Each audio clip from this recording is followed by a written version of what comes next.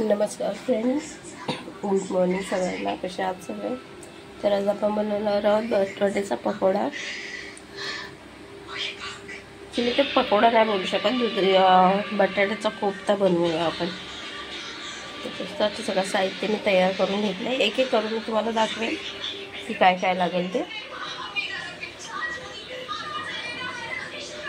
तर थोडासा कांदा, मिरची आणि लसूण सर्व एकत्र करून वाटून घेऊया. यात थोडेसे जिरे टाकूया.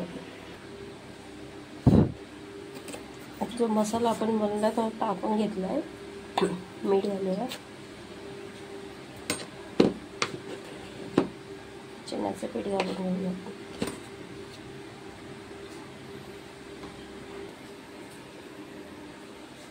हळद घातली तर मिक्स करून घेऊया आपण आता सगळं एकत्र.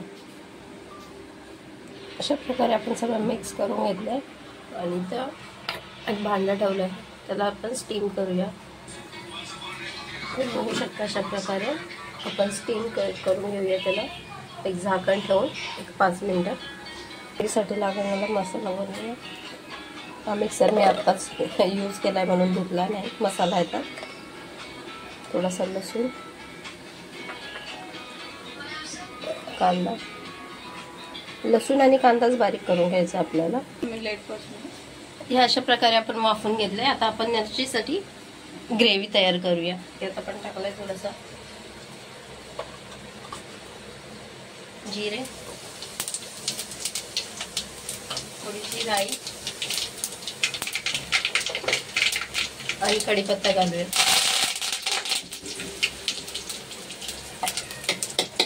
आणि जी कांदे आणि लसूणची पेस्ट बनवलेली ती टाकून घेऊया आणि व्यवस्थित फ्राय करून घेऊया.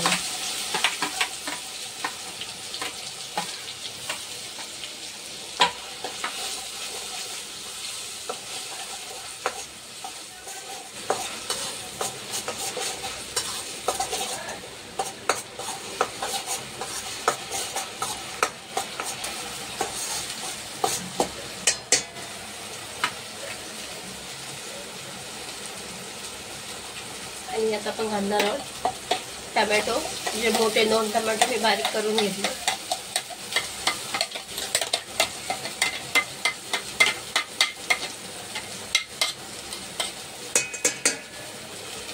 आणि यातच आता मसाले घालूया आपण.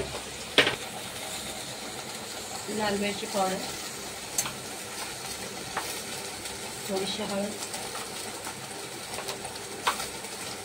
धना जिरा पावडर आणि थोडासा गरम मसाला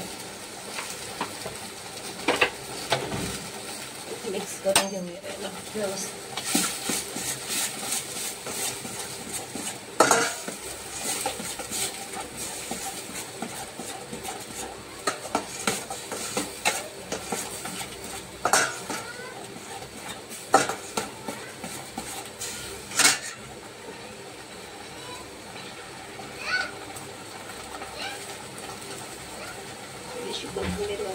आणि मीठ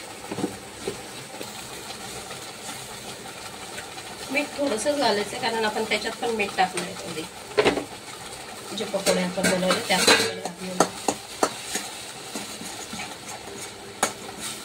याला 2 मिनिटं आपण शिजवून घेऊया मसाला. आपला मसाला व्यवस्थित शिजवून झालाय, व्यवस्थित फ्राय केलाय आपण त्याला. त्याच्यात थोडं पाणी घालून घेऊया आपण. पाणी थोडं जास्तच घाला, कारण आपण जे पकोडे त्यात टाकणार आहे ते पाणी सगळं अब्झॉर्ब करून घेईल.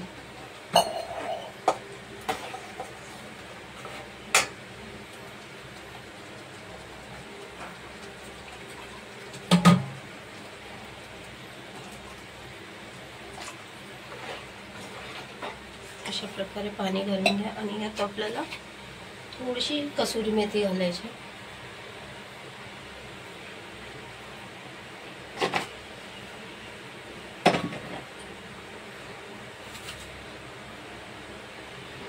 आणि काश्मीरी मिरच घालूया. ॲक्च्युली पहिल्याच घालायची होती पण मी विसरली, त्याच्यामुळे मी आता टाकते वरतून. आणि मिक्स करून घेऊया. कसं आहे, सुरी मेथी काश्मीरी मिरच टाकल्यामुळे कसं आहे की कलर छान येतो भाजीला. आणि तेलही सुटतं छान प्रकारे. म्हणून बाकी तर ते तिखट वगैरे तर काही नसते, फक्त कलरसाठी आपण यूज करू शकतो. आता जे आपण हे बनवलेले बटाट्याचे पकोडे वाफवून घेतलेले आपण, कोफ्ता आहे तो. ऍक्च्युली मला पकोडेच येतात, पण ते कोफ्ता बनवलाय आपण. हे यात टाकून घेऊया. हे तर ग्रेव्ही बनवताना तुम्ही वरतून ढाकण ठेवून पण वाफवून घेऊ शकता, पण माझ्याकडे तेवढा टाइम नव्हता, त्याच्यामुळे मी असं थोडं वेगळं वेगळं केलंय.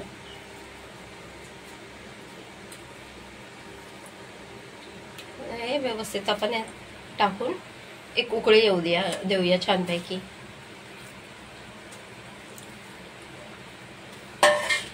आणि माझी रेसिपी कुणाकुणाला आवडले नक्की लाईक आणि सबस्क्राईब नक्की करा.